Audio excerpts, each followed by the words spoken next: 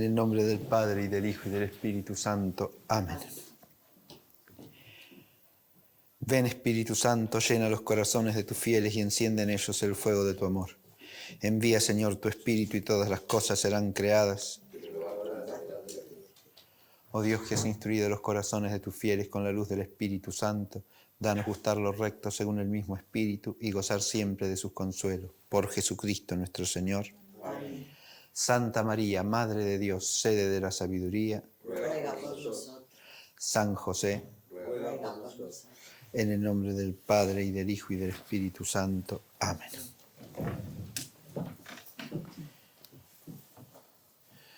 Muy bien.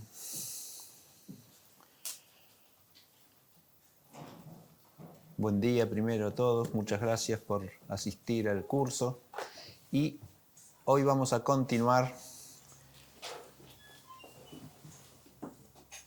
con la consideración teológica de los misterios de la Santísima Virgen María.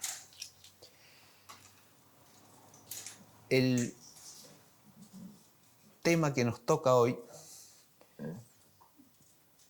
es el de la maternidad eclesial de María, o sea, María como madre de la Iglesia.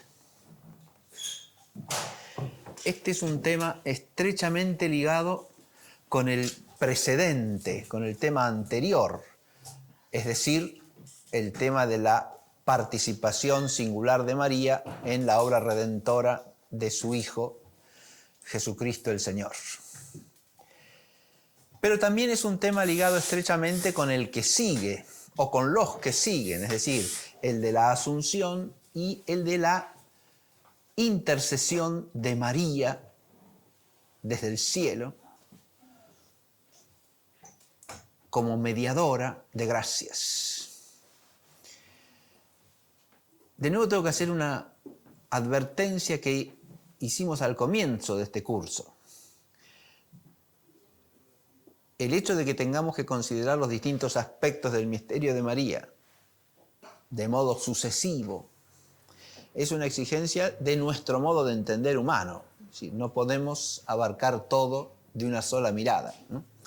Pero lo que sí tenemos que tratar de hacer siempre es de relacionar esos aspectos entre sí para ir generando en nuestra inteligencia un cierto hábito de contemplación teológica que, unificando estos aspectos diversos, nos lleve al ser de María sin más, es decir, a la realidad misteriosa que tratamos de contemplar, ¿no? Ese es un esfuerzo que hay que hacer constantemente.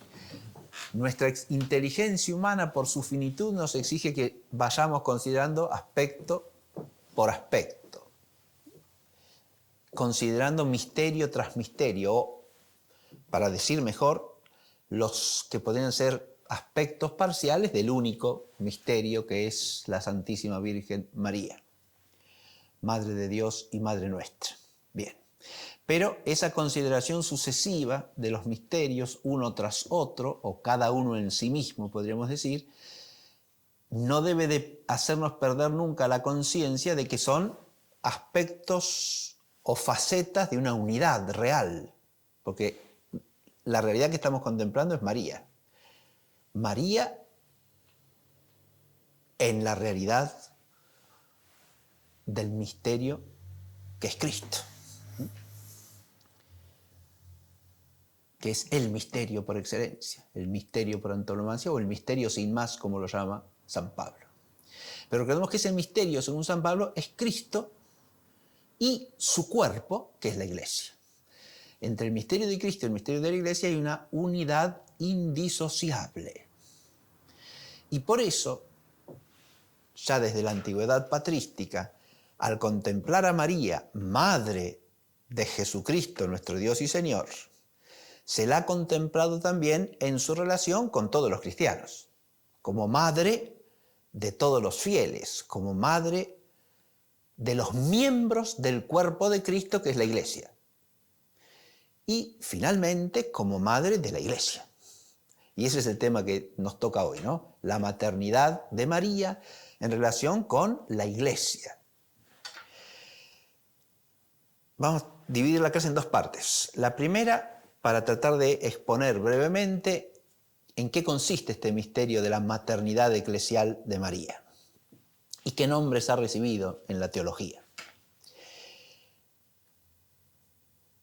Y luego vamos a hacer un ejercicio de teología bíblica, es decir, vamos a tomar algunos textos y de alguno de ellos vamos a hacer una exégesis un poco precisa, porque uno de los aspectos más destacados de este tema es que el desarrollo a lo largo de los siglos de la exégesis ha ido profundizando el arraigo de este tema en la Sagrada Escritura.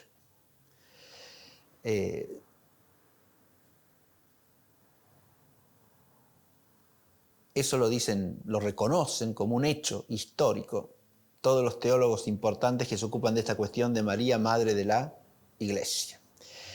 El desarrollo de una exégesis más profunda, más rigurosa, de varios textos de la Sagrada Escritura, en orden a precisar su significado o su relevancia para el misterio de María, ha ido haciendo crecer el fundamento bíblico de este misterio de la maternidad de María sobre la Iglesia.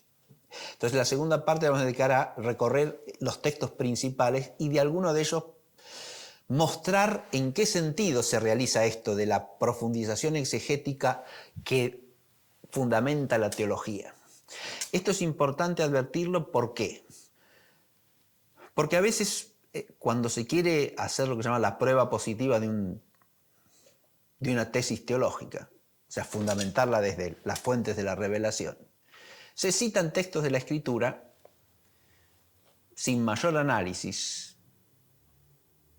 y a veces se los cita de una manera inadecuada, es decir, de manera tal que se da por supuesta una inteligencia del texto que desde el punto de vista exegético, primero hay que ver si se sostiene y segundo hay que ver si realmente es adecuada a lo que se quiere fundamentar con ese texto. Por eso el ir y venir entre la especulación teológica y el dato revelado, como se encuentra en la Escritura y como se encuentran los santos padres, lo mismo, ¿no? Con las citas patrísticas pasa lo mismo. Es fundamental, pero es un trabajo que requiere todo el rigor de la exégesis, ya sea bíblica, ya sea de los textos de la tradición, litúrgicos, patrísticos, etc. Bien. Ese es el esquema que quiero desarrollar hoy. Entonces, vamos a la primera parte. María, Madre de la Iglesia. ¿Cuál es el corazón o el núcleo de este misterio de la maternidad eclesial de María? Si nos situamos en la línea de la tradición, lo que aparece aquí como fundamental es que siendo María, retomo lo que dije hace un momento, ¿no?, la madre de Cristo, y siendo la Iglesia el cuerpo de Cristo, y este es un modo de entender la Iglesia que ya viene de San Pablo, ¿verdad? San Pablo contempla a la Iglesia como el cuerpo de Cristo, cuya cabeza es Cristo mismo. Y aquí cabeza quiere decir fundamentalmente el principio vivificante, del cual depende la vida y la actividad de todo el organismo viviente, digamos, ¿no? Ahí hay una analogía metafórica, pero que tiene un aspecto también de analogía propia, porque cabeza en un cuerpo social significa también aquel que la rige, aquel que es su rey, su soberano, el que tiene la autoridad para dar unidad al todo y gobernarlo adecuadamente. Y eso a Cristo no se le aplica metafórica, sino propiamente, ¿no? Pero en la imagen del cuerpo están las dos cosas, un aspecto que es de analogía propia y un aspecto que es de analogía metafórica. Pero el aspecto de la analogía metafórica es, si se quiere, el más profundo, porque más allá de Cristo rigiendo a la Iglesia, enseñando a la Iglesia como su maestro y santificando a la Iglesia como su sumo sacerdote, como el sumo y único sacerdote de la nueva y eterna alianza, Cristo es la cabeza ontológica de la Iglesia, porque la Iglesia está constituida por los hijos en el Hijo, es decir, por aquellos que participan del ser de Jesucristo como Hijo del Padre. Él es el Hijo unigénito, pero por su gracia los cristianos somos hijos para poder vivir por Él, con Él y en Él. Esa identidad óntico-vital, que es una identidad de participación, por supuesto, no personal, no que seamos la misma persona que es Él, pero somos partícipes de su ser de hijo unigénito, como hijos adoptivos. De ahí que ese misterio del Cristo cabeza, entendido en sentido metafórico, apunta a algo que es más profundo, digo, que lo que se entiende de cabeza en un sentido propio, porque es anterior y es fundante del otro.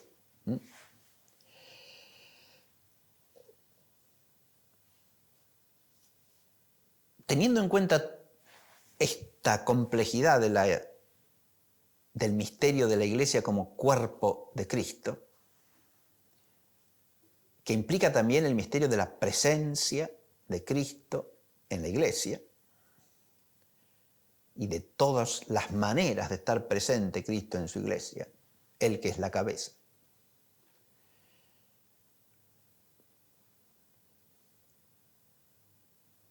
Presente en todos los miembros por el carácter bautismal y confirmal, presente en los que son sacerdotes por el carácter sacerdotal, presente en todos por la vida de la gracia y por las obras según la gracia,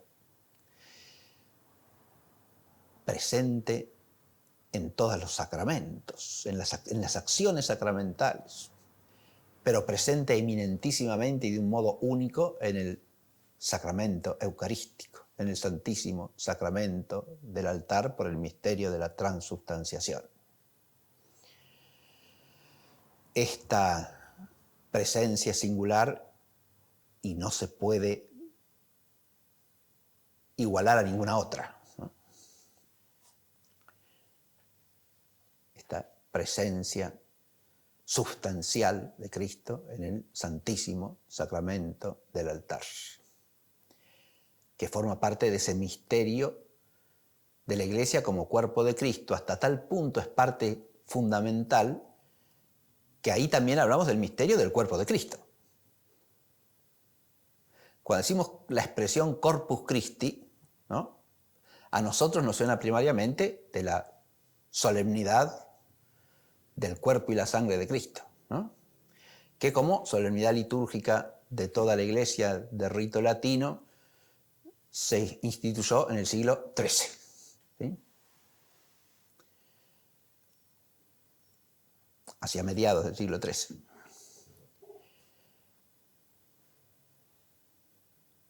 Para celebrar el misterio de la institución de la Eucaristía, ¿no?,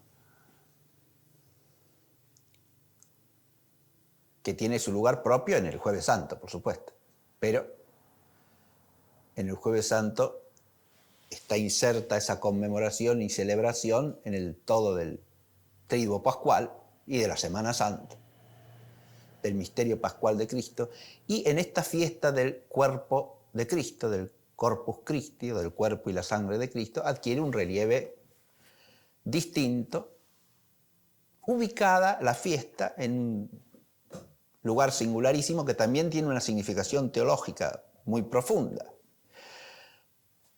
Fui al cuerpo de Cristo porque a la fiesta del Corpus Christi, no solo porque El jueves pasado fue la fiesta de Corpus Christi, que celebramos nosotros en la Argentina, trasladada al domingo siguiente. Hoy corresponde la procesión del Corpus Christi, según la costumbre de hace años. Al estar trasladada el domingo, normalmente hacemos la procesión el sábado por la tarde, ¿no? Esto ha coincidido simplemente, pero cuando hablamos de la Iglesia como cuerpo de Cristo, estamos usando una expresión que nosotros estamos más habituados a asociar directamente a el misterio eucarístico, ¿no? Cuando hablamos del Corpus Christi, del cuerpo de Cristo, pensamos en la Eucaristía, en la que está presente Jesucristo el Señor, en cuerpo, sangre, alma y divinidad, sustancialmente, por el misterio de la transustanciación, bajo las figuras del pan y del vino, bajo las especies del pan y del vino. De ahí que en los siglos más recientes, para hablar de la Iglesia como cuerpo de Cristo, surge una expresión que es el cuerpo místico de Cristo, ¿no? La Iglesia se le llama cuerpo místico de Cristo. Pero en la época patrística y en toda la teología antigua de la Iglesia sin más, cuerpo de Cristo, que es la expresión paulina, no cuerpo místico. El cuerpo místico es un agregado para diferenciar a la Iglesia como cuerpo de Cristo del cuerpo personal y real de Cristo, ¿no? Es claro esto, que es el que está presente en la Eucaristía.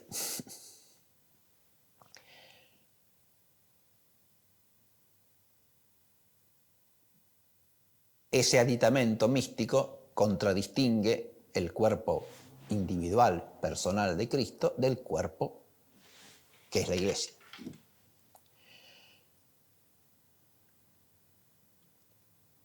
Pero la única denominación de cuerpo de Cristo nos hace advertir también que la Iglesia, analógicamente, es respecto de Cristo como un cuerpo.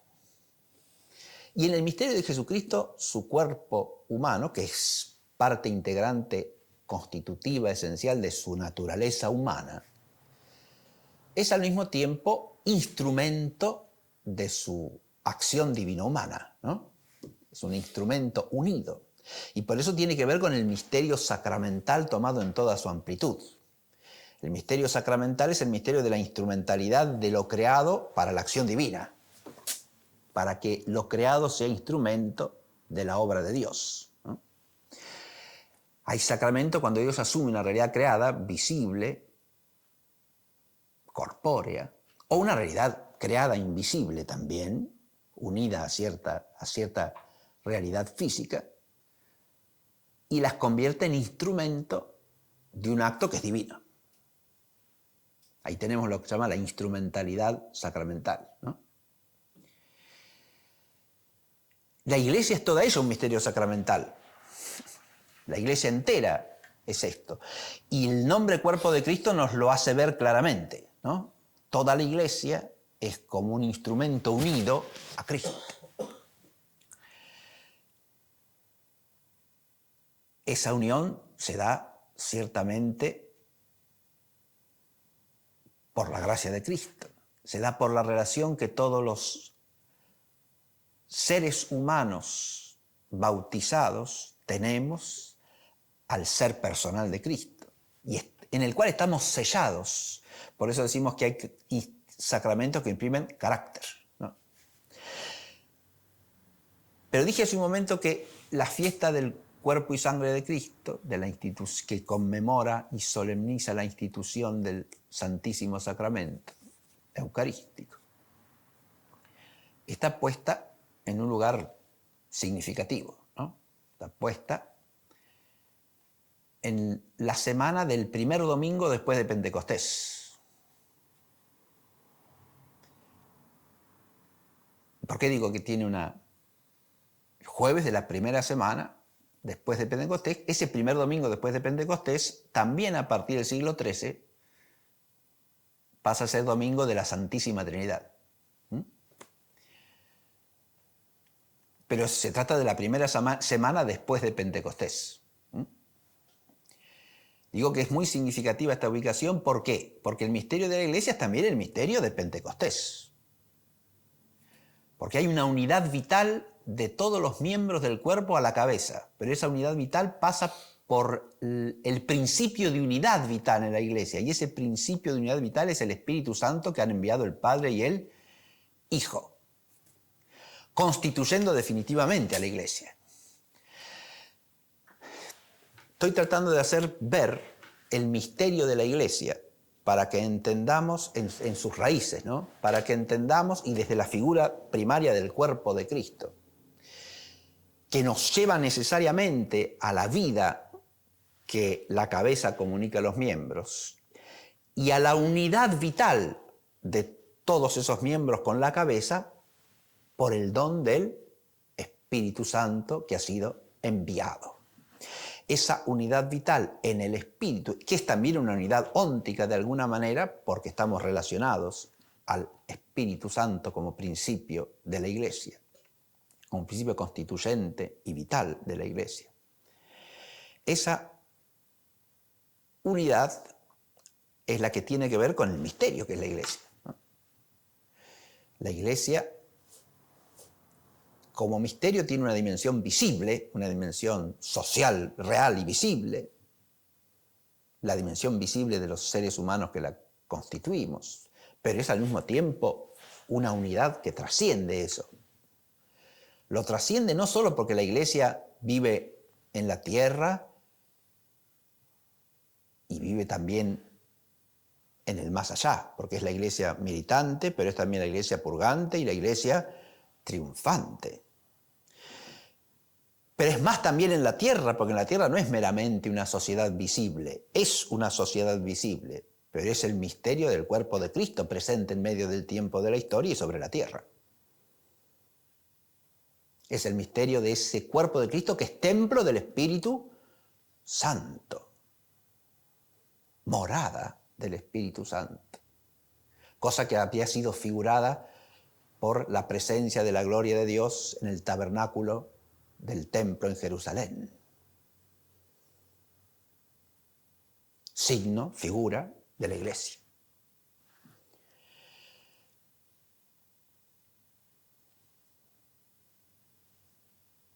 La Iglesia nace del misterio pascual de Cristo y es inseparable del misterio pascual de Cristo. Por eso existe para celebrar el misterio pascual y para comunicar a todos los hombres llamados a la redención y a la salvación, o sea, al reino de Dios por Cristo, comunicar el bien que deriva del misterio pascual, es decir, la gracia redentora y santificante de Cristo el Señor. Estas cosas las tenemos que recordar cuando decimos María, Madre de la Iglesia. María es la Madre de la Iglesia, implica que entendamos qué quiere decir la Iglesia, ¿no? Cuando decimos que María es Madre de la Iglesia, estamos hablando de una maternidad de María sobre esta realidad misteriosa que es la Iglesia, cuerpo de Cristo, templo del Espíritu Santo y pueblo de Dios o Israel definitivo de Dios de la nueva y eterna alianza.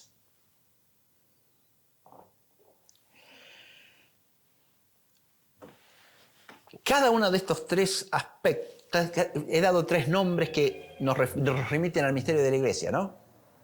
Y cada uno de estos tres constituye una línea que podemos rastrear desde el misterio de María, tal cual lo venimos presentando hasta aquí.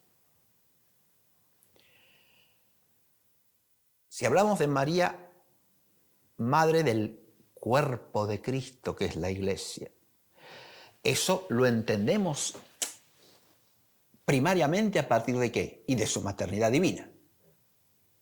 Esta es la perspectiva más patrística, digamos. Cuando los santos padres de la Iglesia piensan en María como madre de todos los cristianos, María, madre de la Iglesia, piensan desde la maternidad divina. ¿Qué quiero decir con esto? Que María, y esto ya aparece en la teología del siglo II, III, María, al ser la madre del Verbo encarnado, es también la madre de todos aquellos que por el Verbo encarnado recibirán la vida verdadera de la alianza nueva y eterna. ¿Está claro? Al engendrar y dar a luz al Verbo redentor, María, ahí estaba también el tema de la clase pasada, ¿ven? María coopera activamente con el misterio de la salvación, con el misterio de la redención. Introduce la salvación en el mundo al concebir y dar a luz al Verbo encarnado. Pero en ese sí con que María recibe al Verbo encarnado está el sí al misterio de la redención y a su fruto, ¿que cuál es? La iglesia. ¿Y esa iglesia es una iglesia de hijos o no? Claro que sí. De hijos en el Hijo por la gracia bautismal, de hijos en el Hijo por la participación en el ser y en la vida de Jesucristo. Porque la gracia del Hijo se derrama sobre los hijos adoptivos, los hijos por adopción. Ese es el misterio de la salvación. Entonces, siendo María madre del que es la cabeza del cuerpo que queda constituido a partir de su Pascua, a partir del envío del Espíritu Santo, es la madre de los hijos también, es la madre de los miembros. Si uno visualiza desde la idea de Cristo cabeza y los cristianos miembros a la iglesia,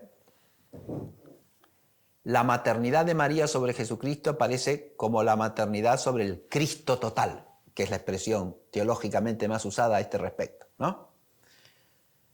Cristo es la única persona engendrada de María, ¿no? Y es persona divina, como venimos diciendo desde el comienzo de esta clase. Ahí está el misterio de la divina maternidad.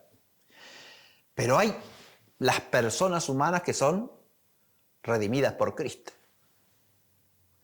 Entre ellas está María.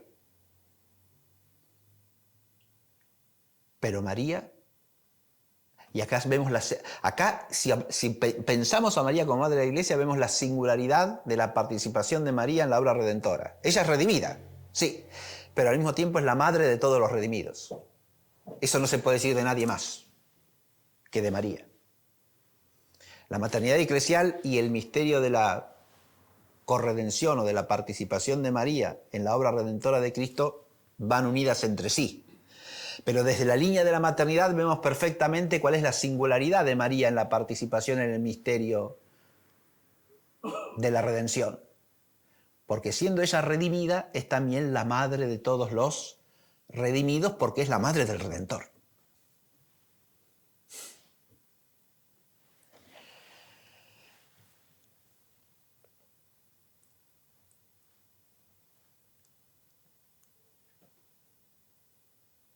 Esta maternidad de María sobre el cuerpo de Cristo también tiene que ver con el misterio pascual, claro que sí. Porque otra cosa que han contemplado los padres de la Iglesia, y la teología lo ha retomado a lo largo de los siglos, es que María, al ser la madre del Verbo encarnado, ha dado a luz al mundo a aquel que, siendo carne de su carne, al ofrecer su cuerpo y su sangre como víctima del sacrificio redentor, salva a la humanidad. Y María en ese sacrificio participa con la continuación de su sí. Eso lo vimos en la clase pasada, ¿no?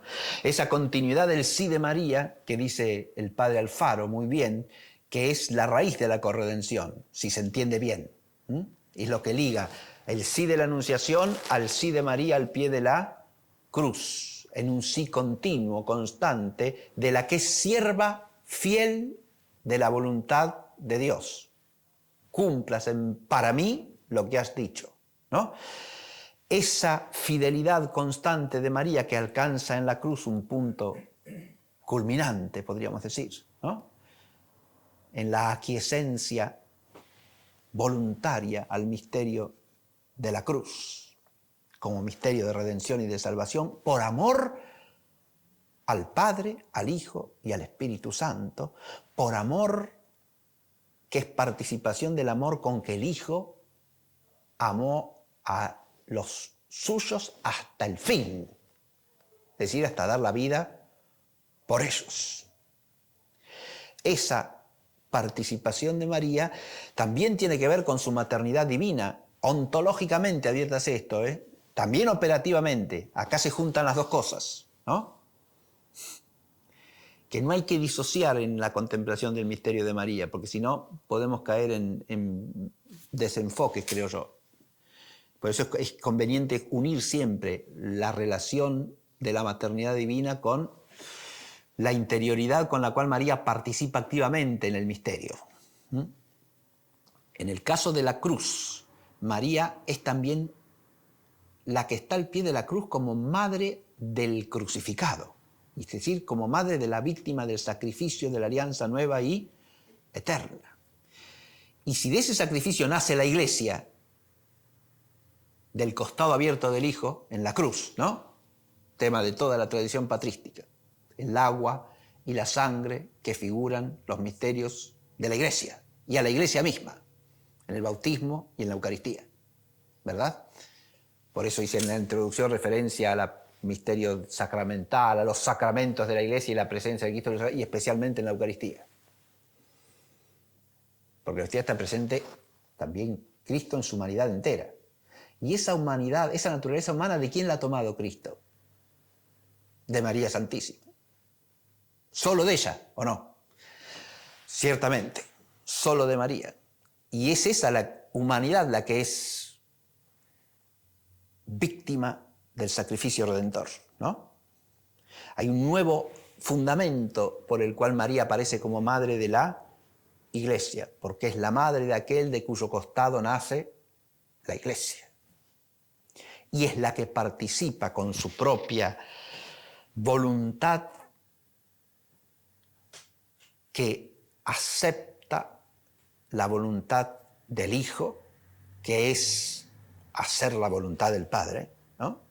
Y la acepta como la sierva fiel de la voluntad de Dios. Ella, aparece así como madre del crucificado y por lo tanto también madre de la Iglesia que nace del costado abierto del crucificado y que es su cuerpo místico si se quiere, pero es su cuerpo, ¿no? Así como se dice el cuerpo místico para distinguir el cuerpo que es la Iglesia del cuerpo individual, personal de Cristo, se dice también maternidad espiritual a la maternidad de María sobre la Iglesia para distinguirla de la maternidad de María sobre Jesucristo, que también es física, ¿no? Entonces, no es la misma y es exactamente la misma, ¿no? Claro, pero son dos realidades ligadas entre sí de tal manera que una depende de la otra. Una es proyección de la otra y una es consecuente a la otra, ¿sí?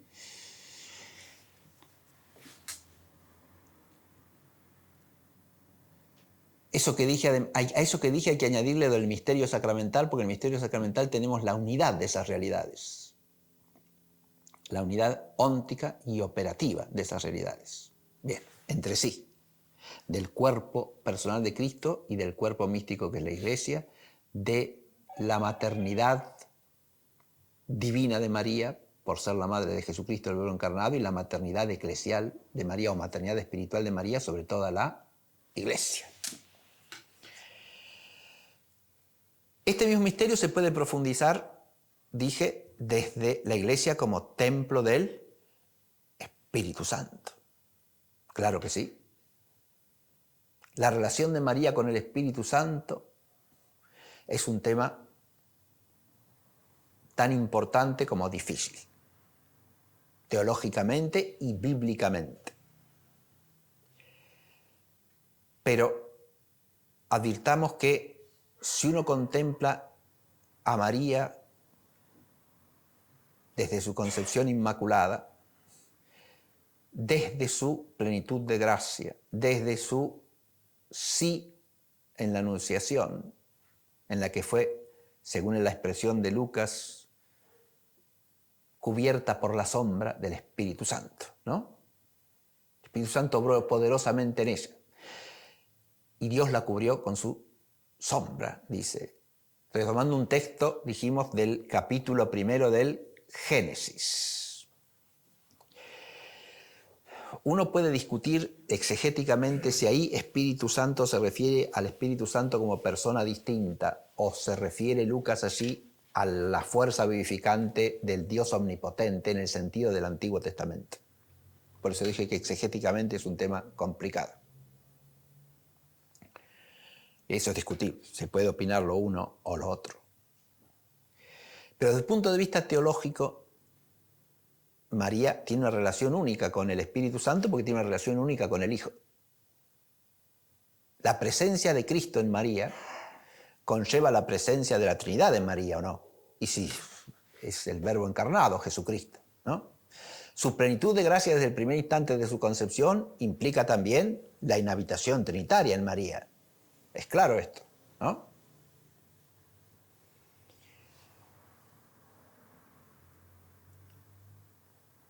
Aquí está el misterio de María y Pentecostés en el fondo, porque fíjense que Lucas, al hablar en el libro de los Hechos de Pentecostés, nos presenta antes del acontecimiento pentecostal a los apóstoles y los discípulos esperando en oración la venida del Espíritu que el Señor les ha prometido y anunciado, junto con María. Después viene el relato de Pentecostés. Ahí cuando relata Pentecostés no menciona expresamente a María.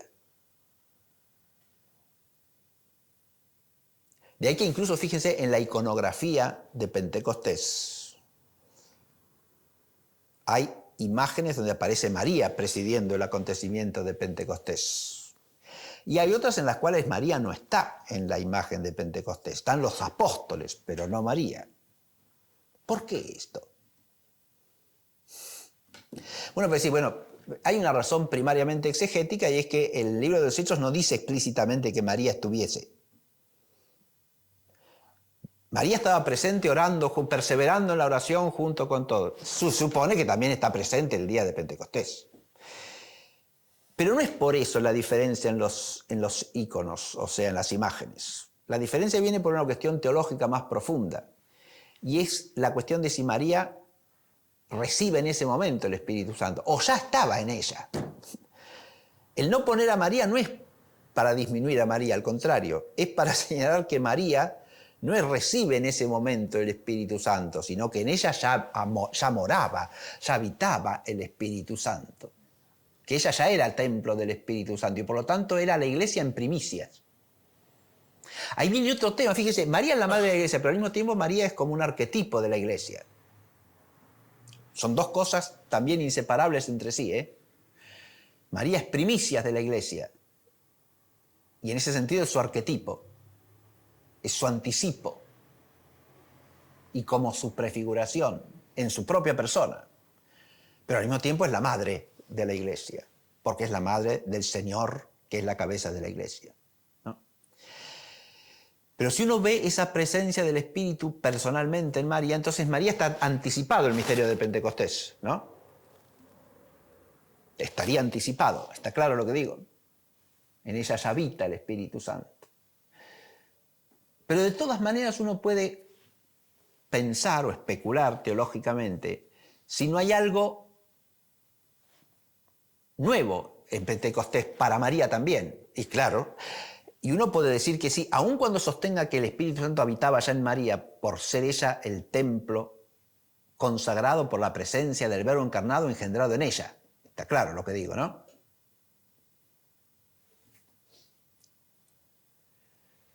Habitaba singularísimamente el Espíritu Santo en María.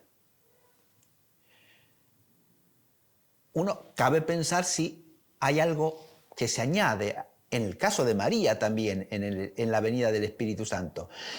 Y es claro que sí, ¿por qué? Porque a partir de allí el Espíritu Santo no reside solo en ella, sino también en todos los discípulos, en todos los apóstoles, los discípulos, en todos aquellos que en ese momento son santificados por la fuerza del Espíritu.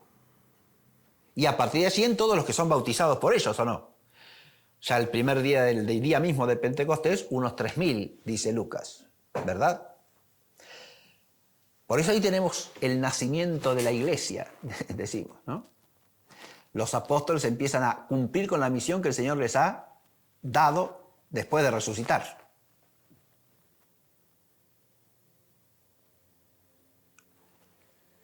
Constituir a los hombres ¿en qué? En iglesia. Hacerlos discípulos, bautizándolos en el nombre del Padre y del Hijo y del Espíritu Santo y enseñándoles a guardar todo lo que Él les ha mandado. Eso acontece en Pentecostés, ¿está claro?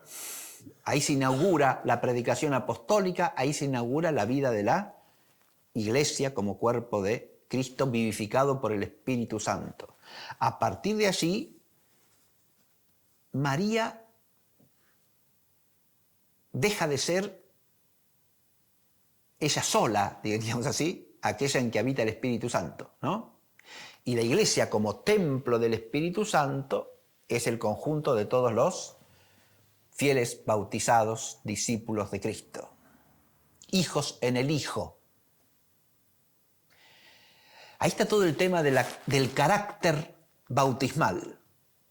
Ese carácter que de alguna manera nos une misteriosamente a la persona del Espíritu Santo porque nos hace partícipes del ser de Cristo. En lo más profundo de nuestro ser nos sella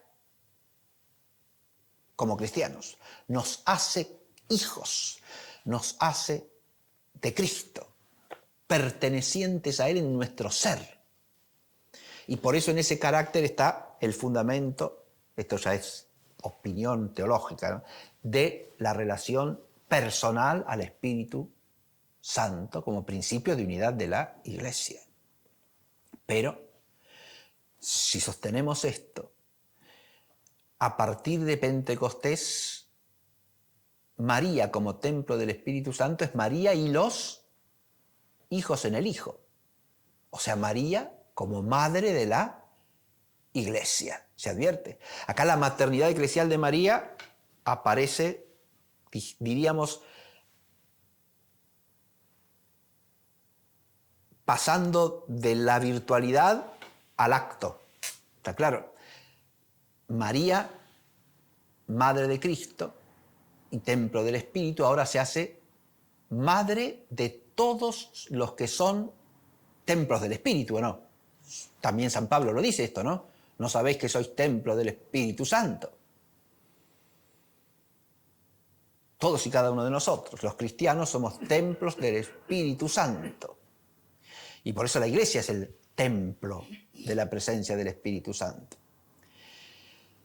Desde esta perspectiva, entonces, se ilumina también el misterio de María, madre de la Iglesia. Esto es lo que quería señalar, simplemente. Y me queda el último punto, porque ese último ya me permite transitar hacia el tema del fundamento bíblico. El otro tema es María, madre del pueblo de Dios, de la nueva y eterna alianza, o sea, del Israel definitivo, que nace del misterio pascual de Cristo, claro. La relación con el misterio pascual implica plantear todo el problema de María. En eso nos podríamos detener largamente, pero no lo voy a hacer. María y la cena, la institución de la Eucaristía y del sacerdocio. María y la cruz. María y el sepulcro de Cristo. María y la resurrección. María y la ascensión del Señor. Y desde ahí desembocamos en María y Pentecostés. ¿Se advierte? La visión de la Iglesia como templo del Espíritu Santo hay que asociarla directamente al misterio pascual de Cristo, lo mismo que la visión del cuerpo de Cristo, ¿no? Porque sin el misterio pascual no entendemos la dinámica por la cual estas realidades se constituyen, ¿no? La realidad del cuerpo de Cristo, que es la Iglesia, y la realidad del templo del Espíritu Santo, que es la Iglesia. Y María tiene una relación con todos y cada uno de esos aspectos del misterio pascual. ¿Se advierte lo que digo? Y María como madre del Salvador, ¿no? El sacrificio redentor es el sacrificio de la cruz. Pero la cruz es signo ¿de qué? ¿De Cristo? Primero, sacramentado, porque el mismo y único sacrificio se anticipa en la Eucaristía. No es otro sacrificio, es el mismo. ¿Sí? De Cristo sacramentado, de Cristo crucificado y muerto en la cruz, y de Cristo resucitado y ascendido al cielo. Porque todo ahí tenemos los aspectos inseparables del misterio pascual de Cristo, ¿no? La redención no se acaba en la cruz, se acaba en la resurrección, ¿sí? El sí de María a Cristo crucificado es el sí de María a Cristo resucitado, ¿no? Esta unidad la expresa muy bien aquella sentencia de San Pablo que yo cité en la clase pasada, ¿no? Si somos hijos, somos herederos, coherederos con Cristo, supuesto que padezcamos con Él para ser también con Él glorificados. Y ahí expresa un matiz muy preciso San Pablo. La resurrección, o sea, la glorificación de Cristo y de los cristianos en Cristo, por Cristo y con Cristo, es el fin del padecimiento de la cruz. Está claro eso, ¿no? Supuesto que padezcamos con Él para ser también, o de modo que, o es la consecuencia también, es un matiz final o consecutivo, o las dos cosas, ¿sí? De modo que seamos también con Él glorificados.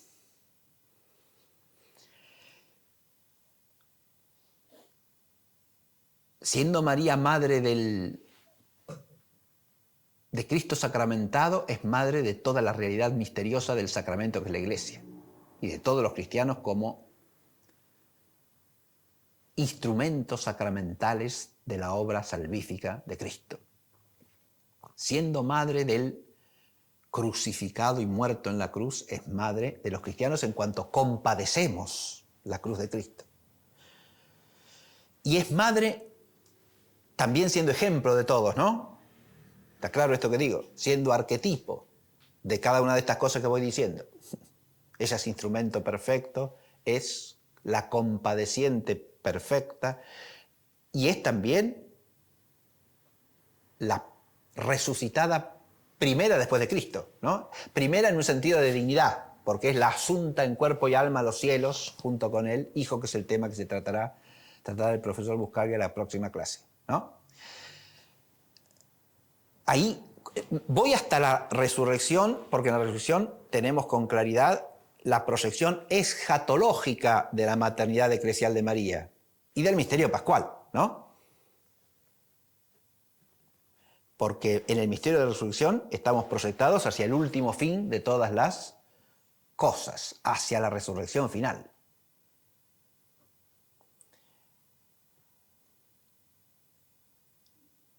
Que en María es anticipada por la Asunción.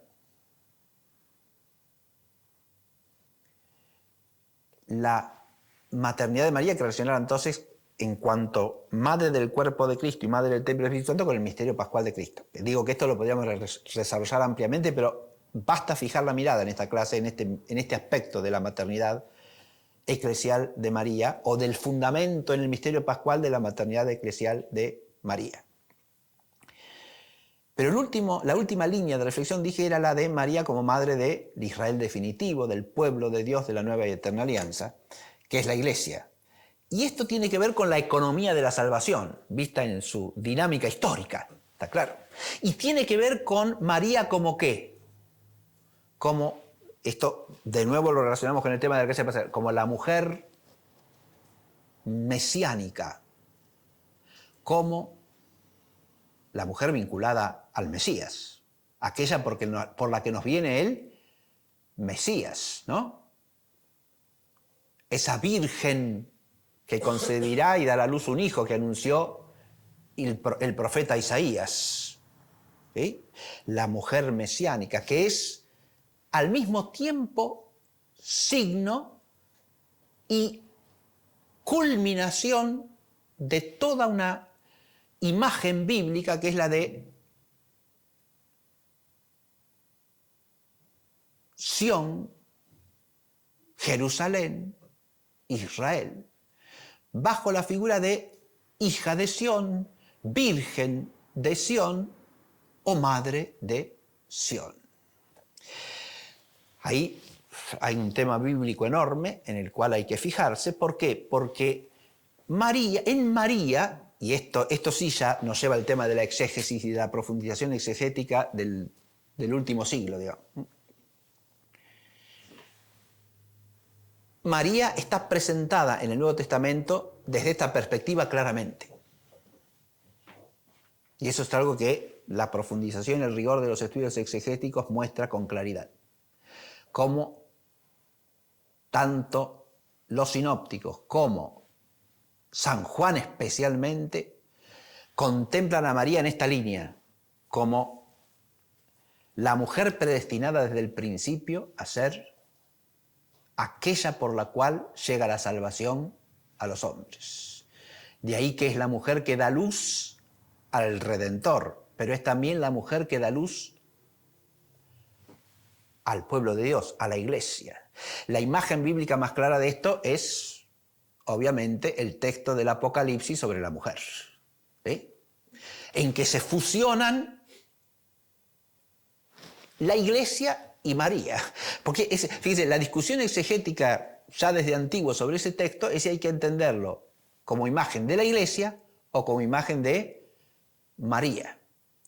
Los estudios más precisos, más minuciosos que existen sobre el texto sostienen o llevan a sostener que no se puede reducir la imagen a ninguno de los dos aspectos.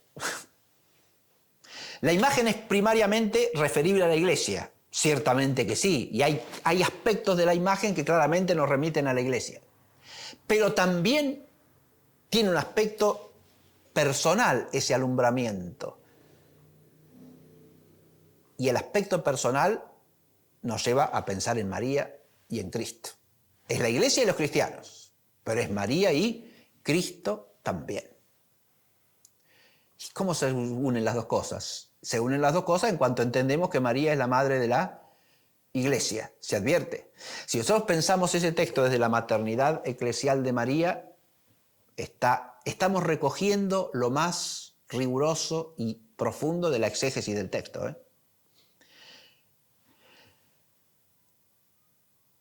Pero esto mismo que acabo de decir pasa con otros textos de Juan. En particular, con esos dos textos que mencioné en la clase pasada, que son como el inicio y la culminación de María como la mujer del reino de Dios. La mujer por la cual viene al mundo el Mesías y su reino. Y por tanto la mujer que vence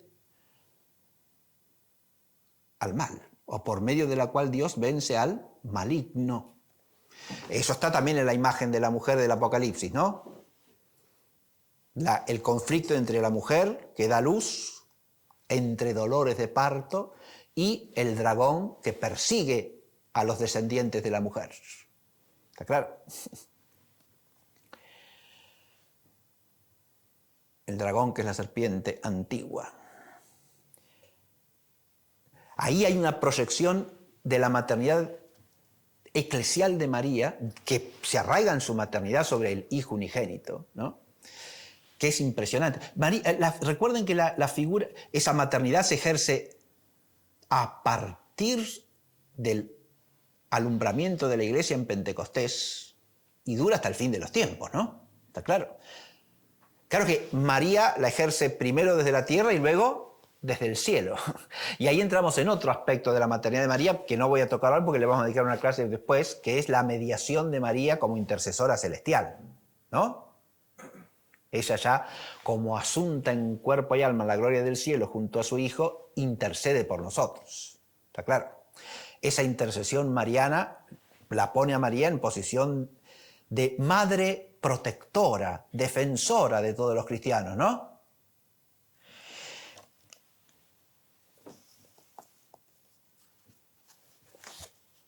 Hay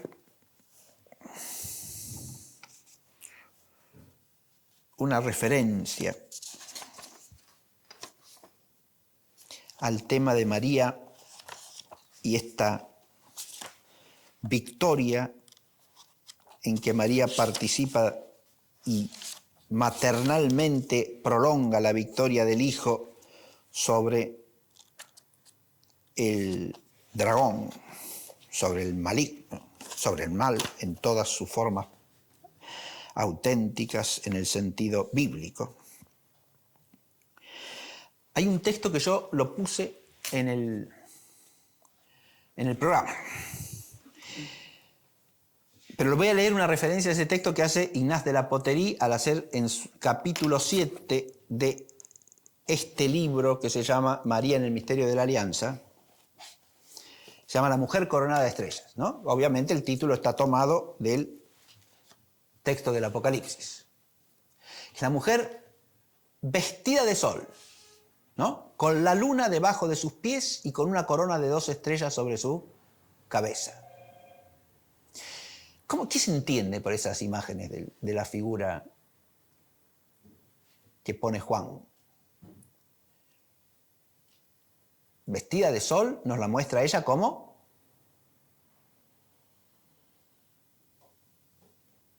aquella en la que reluce y resplandece la obra salvífica del Dios hecho hombre, ¿o no? Que es el sol de justicia, Jesucristo, el Señor. Ella está vestida de sol. Ella no es el sol, está vestida de sol. Refulge con la luz del Salvador, ¿no? Que brilla sobre ella y se manifiesta sobre ella. ¿Está claro? Tiene la luna debajo de sus pies. Ese signo es un signo misterioso, pero la exposición exegética más sólida y sobria al mismo tiempo parte de entender que la luna es signo de la mutación del tiempo. La luna pasa por fases, va cambiando, ¿no? Y la luna está a sus pies. ¿Qué quiere decir eso? Que de alguna manera todos los tiempos de la historia están a sus pies. ¿Qué quiere decir a sus pies? Que ella ha vencido todas las mudanzas del tiempo. ¿Está claro? En ella se da la victoria de la gracia del Hijo sobre todas las mudanzas del tiempo, sobre todos los avatares de la historia. Fíjense ustedes, ¿no? Por eso tiene a la luna debajo de sus pies. A sus pies quiere decir que está derrotada bajo ella, ¿no? Que está sujeta a ella, sometida a ella. La luna está bajo sus pies. Y la corona de 2 estrellas en su cabeza, claro, si es una corona, la vemos en figura real, ¿no? Regia, tiene una corona. Pero es una corona de estrellas, 12 estrellas. 12 que es signo de plenitud en la Biblia, pero no cualquier plenitud, es la plenitud del pueblo de Dios. Porque 12 son las tribus de Israel, 12 son los apóstoles de la iglesia, ¿no?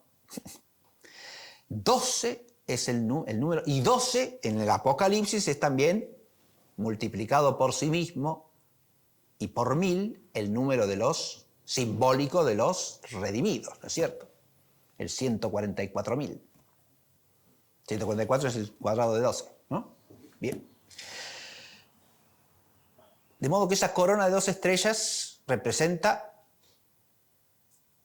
esa iglesia de la que ella es la madre, porque de ella nacen, de esa mujer nacen entre dolores de parto todos los discípulos de Cristo, los seguidores del Señor, aquellos contra los cuales se revuelve el dragón, ¿no? Pero hay voy a leer un parrafito de la Poterie en ese capítulo donde comenta esto, pero que es el siguiente, es una nota, ¿no?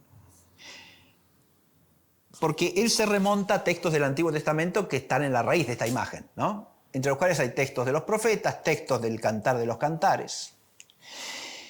Y hay un texto del Cantar que dice: ¿quién es esta que se levanta como la aurora, hermosa cual la luna, resplandeciente como el sol, terrible como escuadrones ordenados para la batalla? Y dice: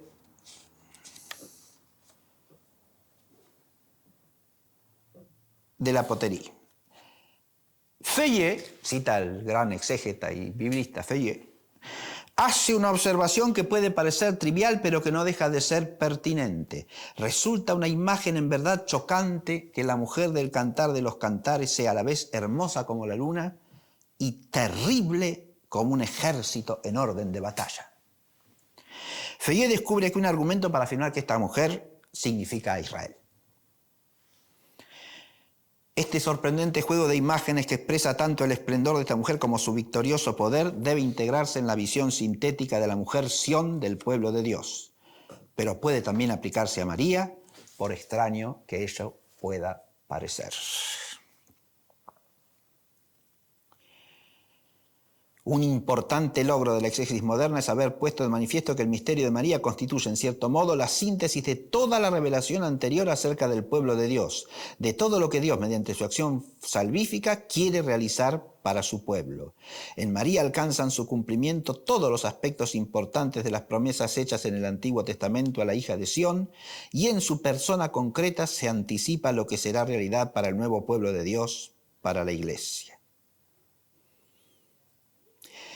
La historia de la revelación a propósito del tema de la mujer Sión, que se concreta en la persona de María y se prolonga en la Iglesia, constituye un bastión doctrinal, un inquebrantable conjunto estructurado para la comprensión de la historia de la salvación, desde los orígenes hasta la escatología. Una visión del misterio de María bíblicamente fundada, eclesiológicamente integrada y estructuralmente desarrollada, proporciona, pues, una imagen cabal de la realización concreta de todo el misterio de la alianza. Y más adelante dice,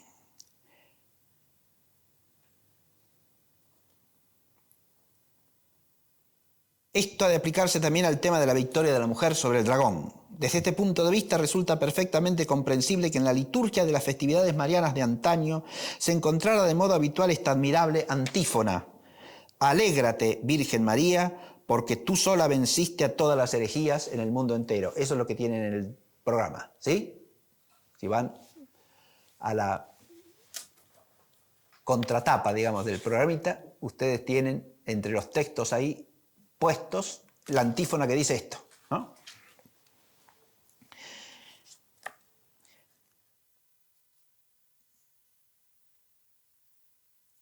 No quiere esto decir, dice de la Potería evidentemente, que María haya contribuido en vida a combatir a todas las herejías, no, lógico, en su vida terrena, ¿no? Sino que una sana doctrina, ahora da una interpretación que hay que ver si es completa o no, pero está muy bien orientada, sino que una sana doctrina mariológica, es decir, la entera resonancia de los dogmas sobre la Virgen, vistos e integrados en el misterio de salvación y fundados en la Escritura, asegura la solidez de la fe y fortalece en la lucha contra todas las desviaciones doctrinales. En este sentido, María es verdaderamente terrible como escuadrones ordenados. Y pone en una nota lo siguiente: este texto tradicional, el de la antífona, ¿no? La releo. Ustedes la tienen, insisto, en el programa, ¿no? Acá la leí traducida al castellano, ahí la tienen en latín, ¿verdad? No sé si traducida también, no me acuerdo.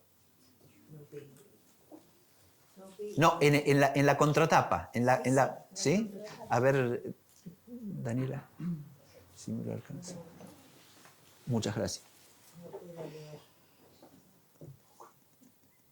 Gaude María Virgo, está abajo de la imagen de la Anunciación, ¿sí? Gaude María Virgo, cunctas eres sola interemisti in universo mundo. Es exactamente lo que acabo de leer, ¿no? Alégrate, Virgen María. Tú sola, interemisti, es decir, has derrotado, has vencido, cunctas hereses, a todas las herejías en el mundo entero, in universo mundo, ¿sí? Y acá puse antífona del primer salmo del tercer nocturno de Maitines en las fiestas de la Santísima Virgen María. Y leo la nota de la Potería. Este texto tradicional podía leerse en el antiguo breviario, en los Maitines del 15, podía leerse y puede, como antífona del Salmo 96, y aparecía también en otros lugares en los diferentes oficios de las festividades marianas.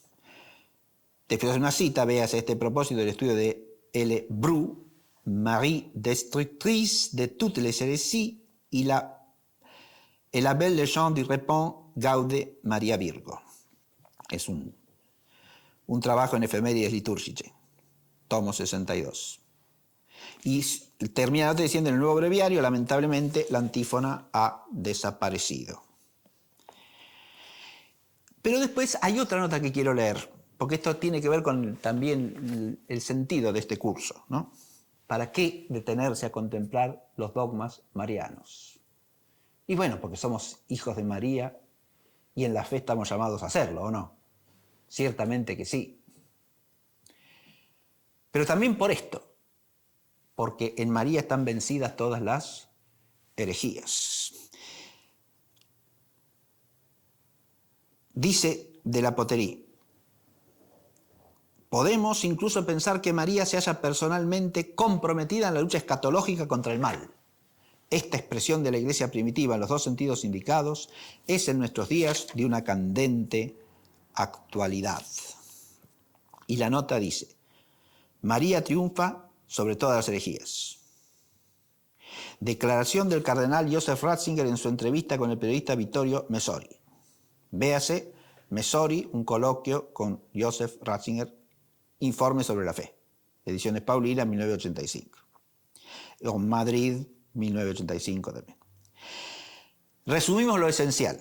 Reconocer a María el puesto que el dogma y la tradición le asignan significa hallarse verdaderamente en el centro de la cristología de la Iglesia antigua.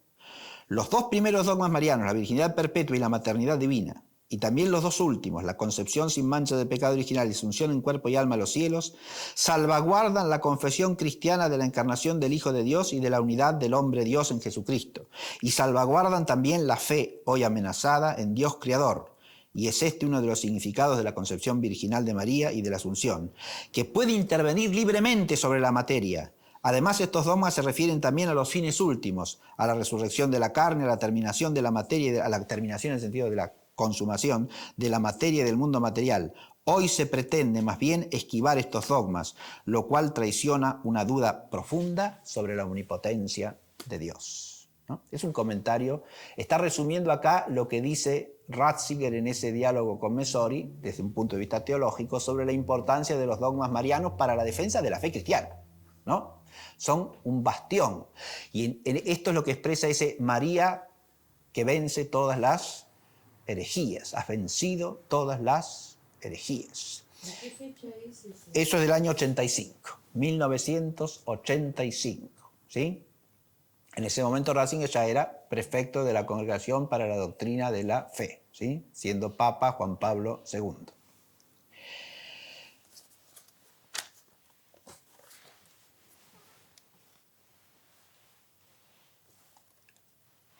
Antes de terminar la clase quiero hacer un comentario del texto de las bodas de Caná. Hay dos textos en Juan, en el Evangelio de Juan, que están, de la Poterie analiza en realidad tres textos. El primero que analiza tiene que ver con la divina maternidad y con la concepción virginal del Hijo, pero es una lectura muy singular que él hace de unos versículos del prólogo. En eso no me voy a detener. Pero sí analiza muy profundamente dos textos que son el de las bodas de Caná y el de María al pie de la cruz.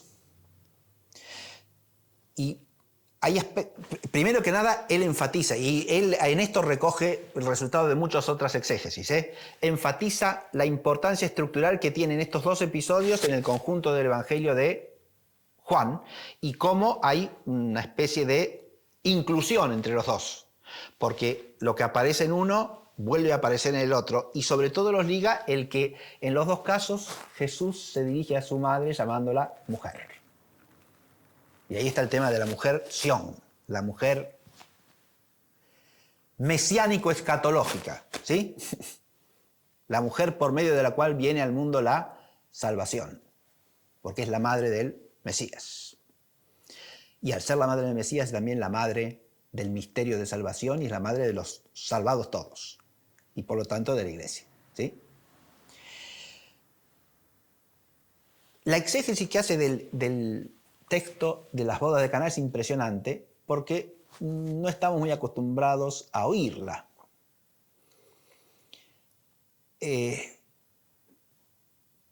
Lo primero que él señala es que en ese texto,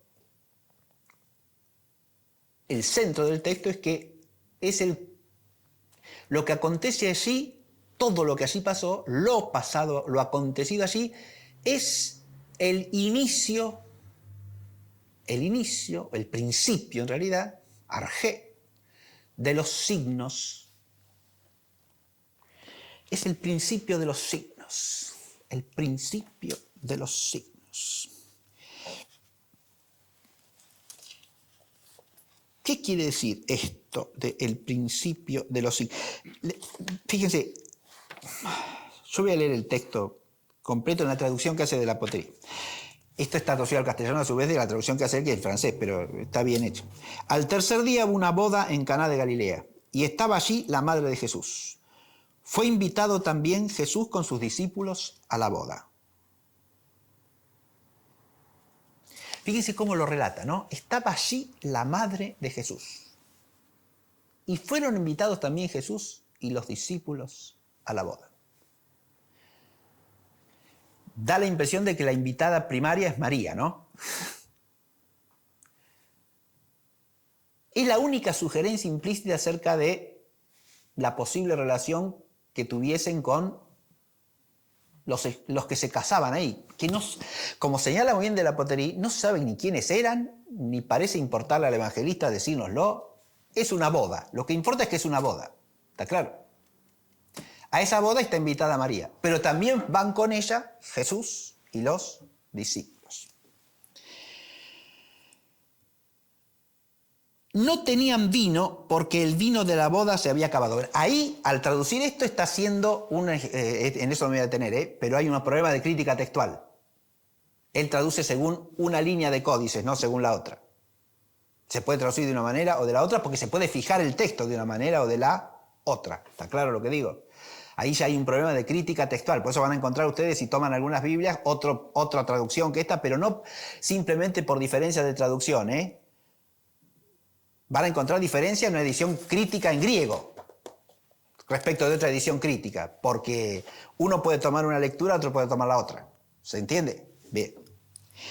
Fue invitado también Jesús con su... No tenían vino porque el vino de la boda se había acabado. En esto dijo la madre de Jesús a no tienen vino. Díjole Jesús, mujer, ¿qué nos va a mí y a ti? ¿No ha llegado ya mi hora? Ahí de la Poterie hace una exégesis inusual, porque traduce como interrogación la segunda parte de las palabras del Señor, no como afirmación, mi hora todavía no ha llegado, sino que pregunta, ¿no ha llegado ya mi hora? ¿No ha llegado ya mi hora? Y eso tiene una justificación más que suficiente, porque el no ha llegado ya mi hora, entendido como pregunta, da un sentido completamente distinto, fíjense, porque en el primer caso, si uno lo traduce como afirmación, Jesús está negando que su hora haya llegado. Hay muchos padres de la iglesia que lo entienden así. San Agustín, por ejemplo, lo comenta directamente así. La hora es la hora de la cruz, esa hora todavía no llegó. Pero si se traduce como pregunta, lo que Jesús está diciendo es, ¿acaso no ha llegado ya mi hora? Esa traducción gramaticalmente está perfectamente justificada, Se puede traducir perfectamente así. Pero además hace mucho más inteligible lo que sigue. Porque al decirle Jesús, y además lo hace más coherente con la pregunta anterior, ¿y a ti y a mí qué?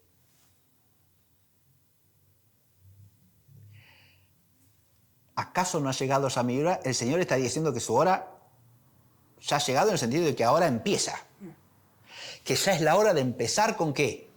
Con la manifestación pública de quién es Él y por lo tanto con el inicio de la hora que llegará finalmente a su culminación en el momento de la cruz. ¿Se entiende?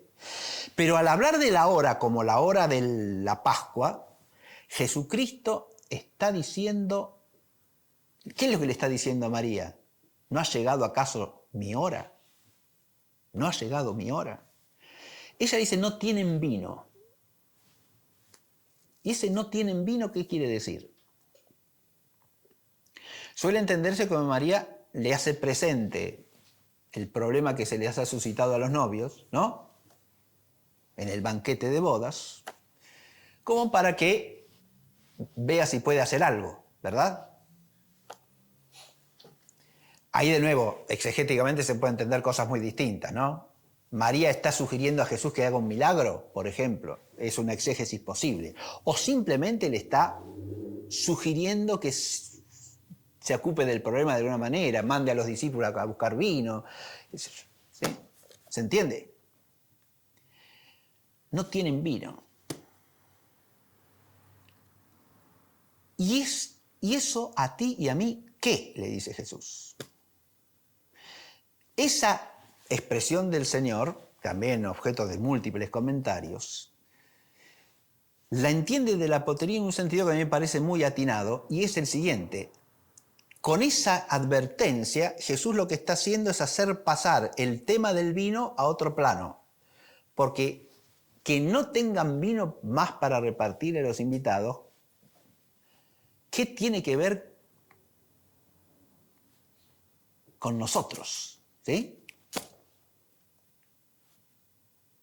Al hacer el comentario ese en un sentido temporal, digamos así, me estás planteando algo que conmigo no tiene nada que ver. Porque ha llegado mi hora. Oh. Entonces ya lo que quiere decir es, yo no me tengo que ocupar de conseguirles vino a esta gente. Yo he venido para otra cosa. ¿Está claro?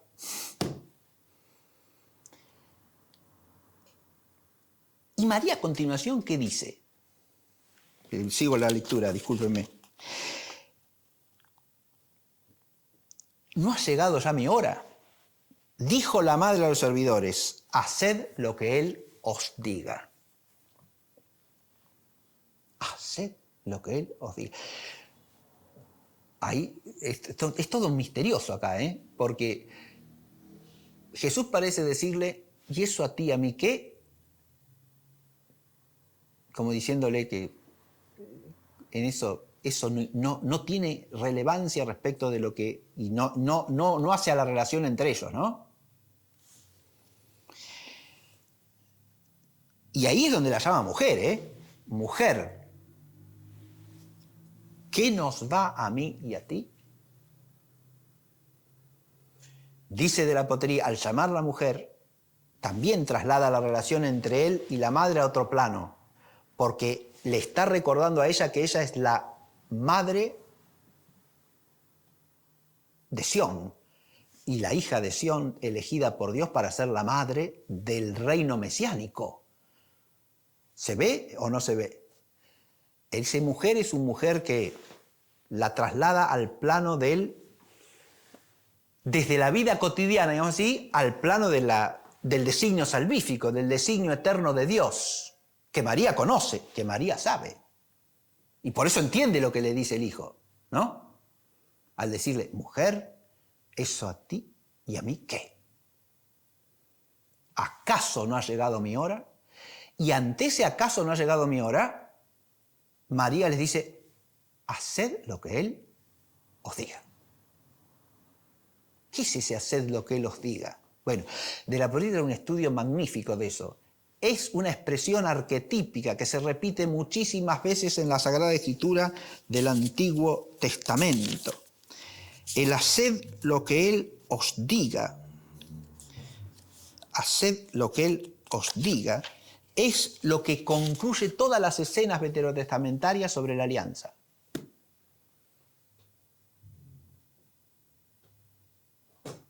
El haced lo que él os diga, ¿qué es? Haced lo que Yahvé os diga. Lo dice el profeta o Moisés a los miembros del pueblo, ¿sí? Haced lo que él os diga, lo que Dios diga. Haced lo que él os diga. Se tiene un peso extraordinario desde el punto de vista exegético. Si uno entiende que esa frase para cualquier israelita que la oiga suena como el mandato de cumplir la voluntad de Dios, de cumplir la ley de Dios, ¿sí? Cuando María les dice, haced lo que Él os diga, está proclamando la divinidad de Jesucristo, ¿sí? Y les está diciendo que hagan lo que Él les mande. Y además señala una cosa estremecedora de la potería. Son las últimas palabras de María en toda la Sagrada Escritura. Todo otro dicho de María es anterior a este, históricamente. ¿Se entiende lo que digo o no? Son las últimas palabras de María que vimos en la Escritura. A partir de ahí María entra en el silencio de José, digamos. Ya no habla más. ¿Se ve? Tampoco habla al pie de la cruz, ¿eh? No conocemos más palabras de María. Las últimas son estas. Haced lo que Él os diga. Si las correlacionamos con el cúmplase para mí lo que has dicho, ¿no? He aquí la esclava del Señor. Ahora esa esclavitud se dirige directamente a quién. Eso es Lucas, ¿no? Pero ahora la esclavitud, ¿a quién está dirigida directamente? El servicio a la voluntad y a lo que diga el Hijo, Jesucristo. ¿Se entiende? Haced lo que Él os diga. Ese haced lo que Él os diga, desde el punto de vista de la maternidad espiritual de María, es un fundamento de todo el misterio. ¿Se entiende o no? Es lo que nos sigue diciendo a todos nosotros. Haced lo que Él os diga. Nos manda cumplir la voluntad del Hijo. Haced lo que Él os diga. Allí se da el principio de los signos, ¿no es cierto? El principio de los signos. Esto dice al final. ¿Qué es lo que les dijo el Señor? Había allí 6 tinajas de piedra para las purificaciones de los judíos, en cada una de las cuales cabían 2 o 3 metretas. Díjole Jesús, llenad las tinajas de agua. Las llenaron hasta el borde y Él les dijo, sacad ahora y llevadlo al maestresala. Se lo llevaron. Luego que el maestresala probó el agua convertida en vino, él no sabía de dónde venía, pero lo sabían los servidores que habían sacado el agua. Ahí es una palabra que los servidores, no dice los siervos duloi, que serían los esclavos, los siervos, dice en realidad los servidores, como usa la palabra diaconoi. Servidores, que en el Evangelio de Juan se refiere a los discípulos en cuanto están llamados a servir la voluntad del Padre por amor al Hijo. Los servidores. Y cuando están ya, todos tienen primero el vino bueno, y cuando están ya bebidos el peor, pero tú has guardado hasta ahora el vino bueno. Esto es lo que como principio de los signos hizo Jesús en Caná de Galilea, manifestó su gloria y creyeron en él sus discípulos. Manifestó su gloria y creyeron en él sus discípulos. Esto es lo que como principio de los signos hizo Jesús en Caná de Galilea. No es este es el primer signo, eso es una traducción pésima. No es este es el primer signo. Si uno va al texto griego, lo que dice es este o esto es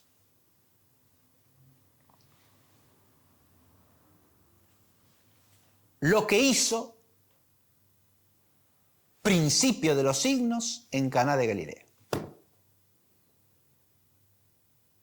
Esto es lo que hizo principio de los signos en Caná de Galilea. Esa es la traducción literal, ¿eh?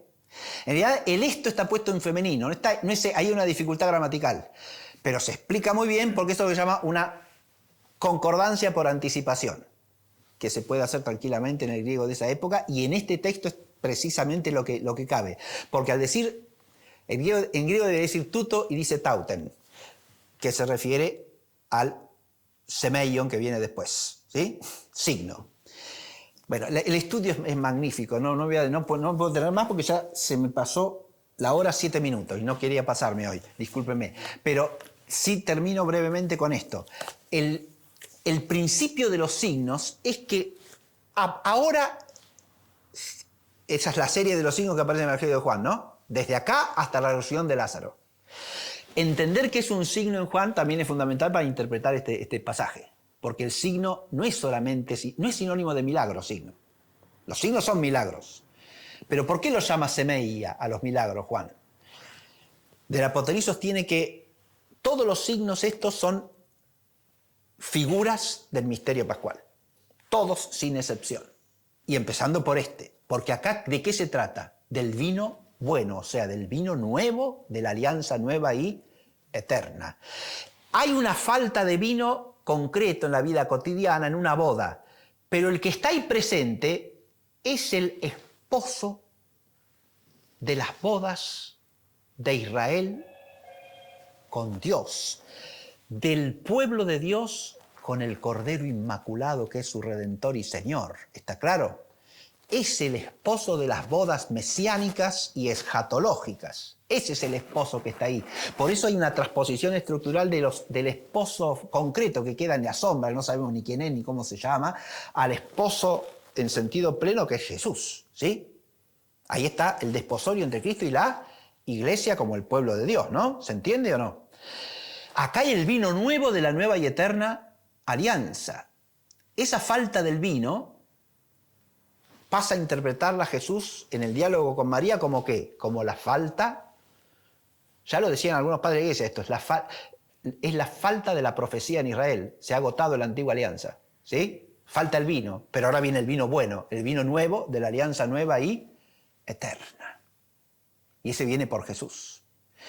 Pero este principio de los signos hace que los discípulos crean en Él. Ahí está el principio de la fe de la Iglesia, también. De nuevo la maternidad de María con respecto a la Iglesia, porque los discípulos creyeron en Él, dice Juan. Es el principio de los signos, porque hay una realidad temporal que está trasladada a otro orden para significar el misterio. Está claro esto, ¿no? Símbolo, por eso la palabra símbolo se puede usar muy bien para traducir el signo en Juan, conceptualmente, no léxicamente. Porque es un símbolo, ¿en qué sentido? En el sentido de que no solo es un signo convencional arbitrario, es un signo que participa de alguna manera de la realidad de los significados, ¿sí? Hay una boda que significa otra boda. Hay una analogía entre el signo mismo y lo que... Hay un vino que significa otro vino. ¿Se entiende? Ese es el signo en Juan. Eso se da en todo. El pan, la multiplicación de los panes y los peces también es paralela a esto, claramente, ¿no? El pan se transforma en otro pan, ¿no? En el discurso del pan de vida. Más aún, Jesús les reprocha a los que le han seguido porque han comido pan hasta saciarse, ¿no? Y les empieza a hablar del pan que realmente le ha venido a traer al mundo. No ese pan multiplicado del que se han saciado. No es para eso que vino. Como acá no es para hacer que los novios tengan vino en la boda. ¿No? Pero sin embargo, hace el milagro para que se manifieste en el milagro su divinidad y aparezca que le ha venido otra cosa. ¿Se entiende? Empiece a manifestarse el misterio del reino. Bien, bueno, dejemos aquí y la próxima ya tendremos el honor de ir al profesor Buscaglia que nos va a hablar de la asunción de la Santísima Virgen María en cuerpo y alma a los cielos, ¿sí? Muchas gracias, hasta la próxima.